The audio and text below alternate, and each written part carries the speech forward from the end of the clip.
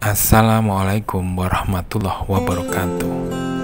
Bertemu lagi dengan channel Kamto Cah Angon, yang dalam tayangan kali ini ingin menginformasikan kepada teman-teman tentang apa itu P3K dan bagaimana prosedur pendaftaran dan seleksinya.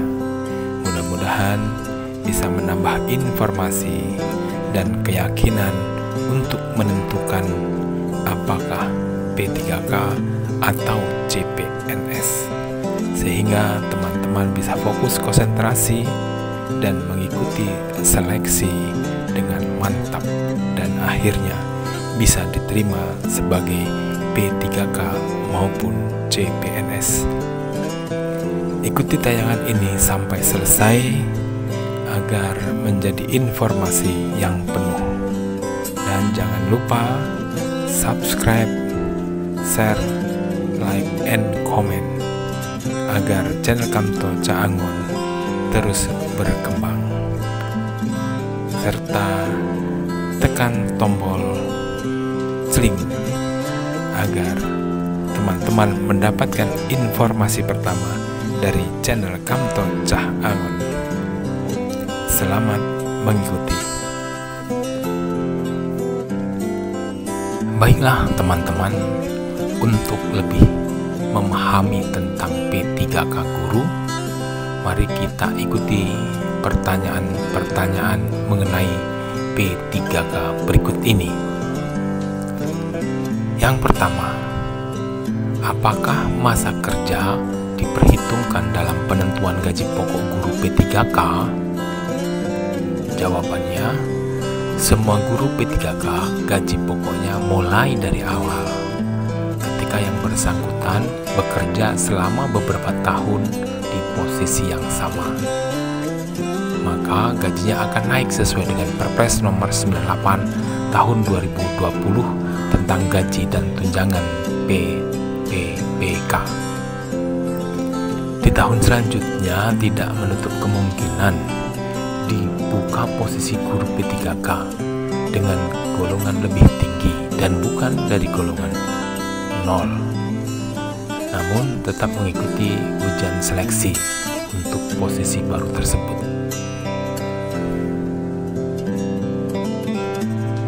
Pertanyaan berikutnya, apakah P3K mendapat pensiun? Jawabannya, sesuai dengan PP nomor 49 tahun 2018, P3K tidak mendapat pensiun.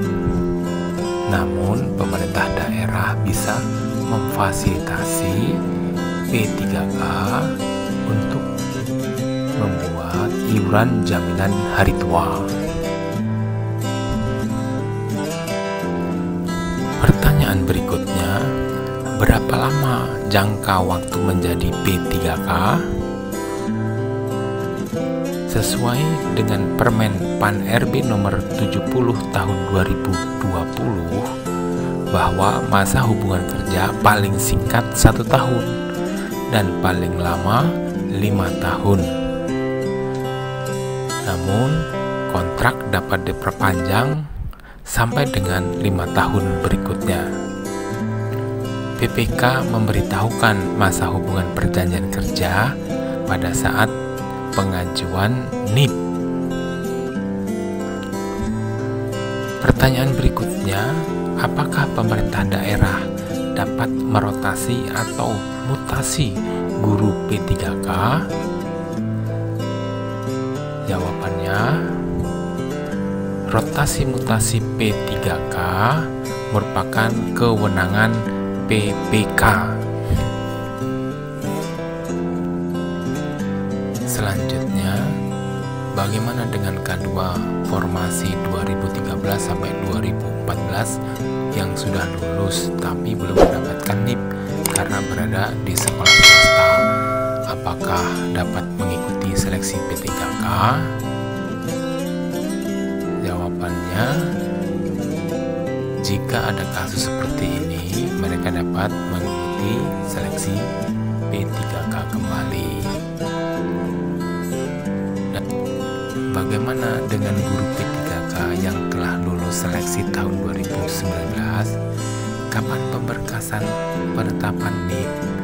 Kalau yang 2019 sudah banyak menerima SK dan penempatan, dan bersyukur sudah banyak yang bertugas. Pertanyaan lainnya, apakah guru P3K masih bisa mengikuti seleksi CPNS? Jawabnya, masih bisa. Namun, tetap mengikuti ketentuan peraturan perundangan bahwa umur harus di bawah 35 tahun dan tidak boleh berstatus P3K. Apakah guru P3K bisa mendapatkan sertifikasi? Jawabannya pasti bisa. Bagaimana jenjang karir guru P3K? Jawabannya, dalam hal ini pemerintah sedang merancang agar ada kesempatan menjadi guru P3K di berbagai jenjang. Namun, untuk pindah posisi tetap perlu mengikuti seleksi. Pertanyaan berikutnya, bagaimana dengan rekrutmen tenaga kependidikan P3K? Jawabannya, pemerintah sedang mengkaji kesesuaian jabatan fungsional dan mekanisme pengadaan barang dan jasa dengan kebutuhan tenaga kependidikan di sekolah. Mudah-mudahan tahun depan ada untuk tenaga kependidikan. Selanjutnya, mari kita simak informasi mengenai pendaftaran P3K. Yang pertama, pendaftaran untuk menjadi guru P3K terbuka untuk A. Guru honorer THK 2 sesuai database THK 2 di Badan Kepegawaian Negara. B. Guru honorer yang terdaftar dalam data pokok pendidikan per 30 Juni 2020. Mereka tidak harus memiliki NUPTK karena sudah masuk Dapodik. Yang C, lulusan pendidikan profesi guru yang saat ini tidak mengajar sebagai guru. Jadi kalau sudah punya lulusan pendidikan profesi guru, sudah bisa mendaftar. Bagi guru yang saat ini mengajar di sekolah negeri, A. Jika tersedia formasi di sekolah tempat yang bersangkutan mengajar. Yang B. Jika mengajar di 2 sekolah atau lebih, maka akan didaftarkan di sekolah induk. Yang C. Jika tidak tersedia formasi di sekolah yang bersangkutan mengajar, maka dapat mendaftar di sekolah lain.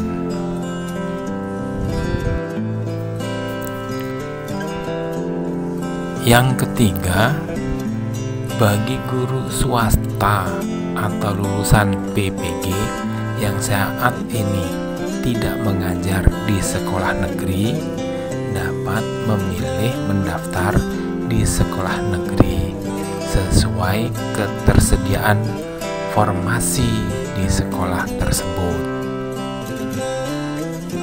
Kemudian yang keempat, pendaftaran dilakukan melalui sistem seleksi calon aparatur sipil negara SSCASN Badan Kepegawaian Negara. Yang kelima, setiap peserta mendaftar di awal tahun 2021, kemungkinan di bulan Juni, dan diberikan kesempatan mengikuti ujian seleksi hingga 3 kali, sehingga banyak peluang dan harus dipersiapkan secara matang. Selanjutnya, pertanyaan-pertanyaan seputar pendaftaran. 1. Bagaimana dengan guru yang belum terdaftar di Dapodik? Jawabnya, bagi guru yang saat ini mengajar namun belum terdaftar di Dapodik, maka tidak dapat mengikuti seleksi guru P3K tahun 2021. Disarankan guru-guru tersebut berkoordinasi dengan sekolah dan pemerintah daerah terkait agar pendaftaran di tahun 2022 bisa ikut. Yang kedua, bagaimana dengan guru yang belum memiliki S1 atau D4? Jawabnya, sesuai dengan Undang-Undang Guru dan Dosen, bahwa kualifikasi guru harus S1 atau D4. Dan yang belum memiliki disarankan untuk melakukan rekognisi pembelajaran lampau. Kemudian, latar belakang S1 maupun D4 harus linear dengan mata pelajaran yang diajarkan di bulan November sampai Desember 2020. Dan setiap calon peserta diminta mengisi latar belakang S1 atau D4 di situs info GTK Kemendikbud.go.id. Pertanyaan ketiga, apakah tenaga kependidikan dapat mengikuti seleksi guru P3K? Jawabnya, tidak dapat mengikuti seleksi guru P3K.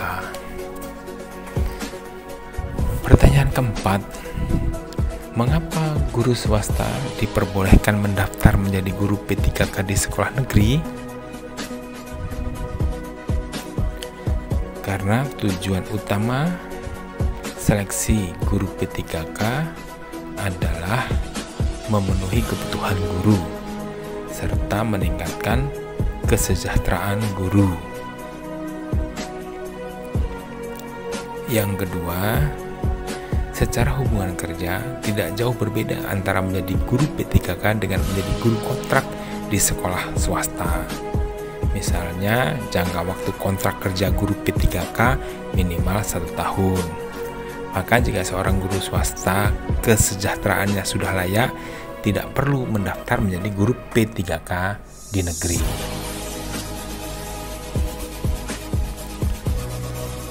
Sekarang, kalau kita sudah mendaftar ke P3K, bagaimana dengan ujian seleksinya? Maka dapat kita lihat dalam bagan berikut. Tipe kontennya meliputi kompetensi teknis sesuai dengan mata pelajaran. Butir soalnya 50, waktunya 60 menit. Tes bakat skolastiknya atau penararan 40, waktunya 60 menit. Bobotnya 60%. Kemudian tes manajerialnya, butir soalnya 30, waktunya 25 menit. Kemudian tes sosiokultural 20 soal, 15 menit.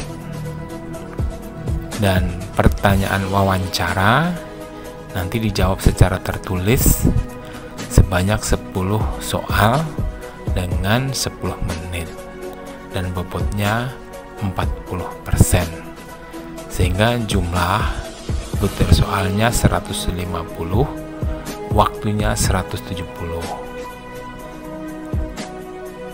Yang menjadi catatan, ujian P3K berbeda dengan ujian CPNS karena tidak ada seleksi kompetensi dasar, hanya seleksi kompetensi bidang atau teknis.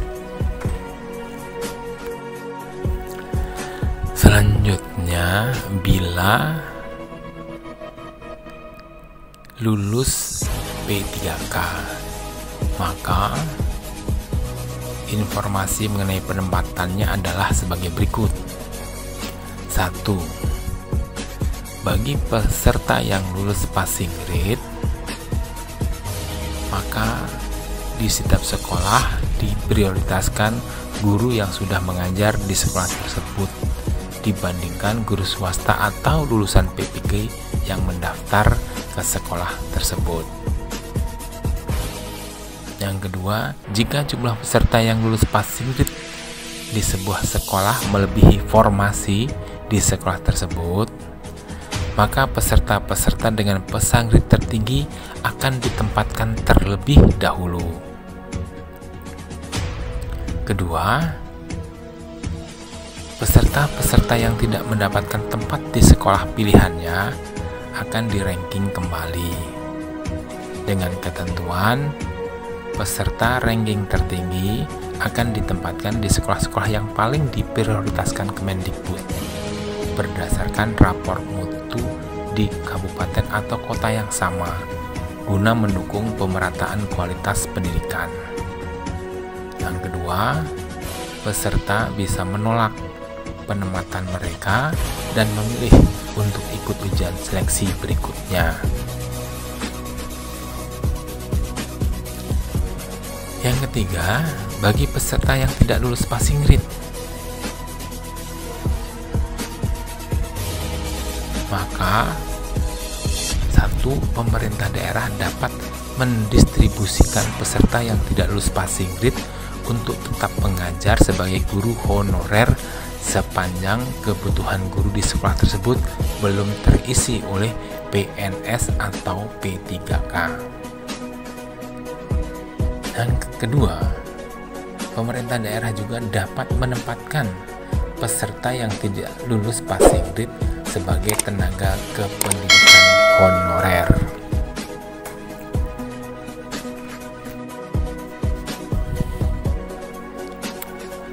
Selanjutnya, informasi terkait pemberkasan.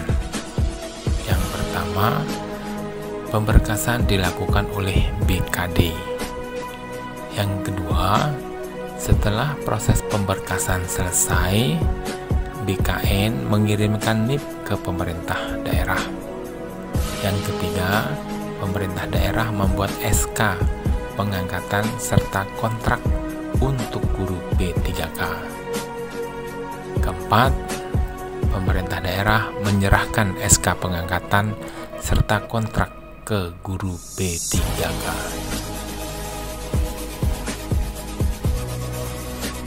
Demikianlah tadi informasi tentang P3K guru serta alur pendaftaran dan seleksi.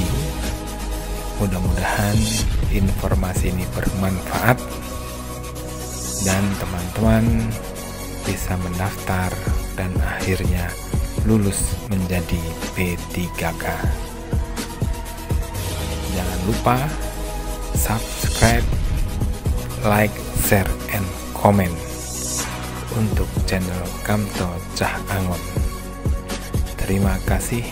Wassalamualaikum warahmatullahi wabarakatuh.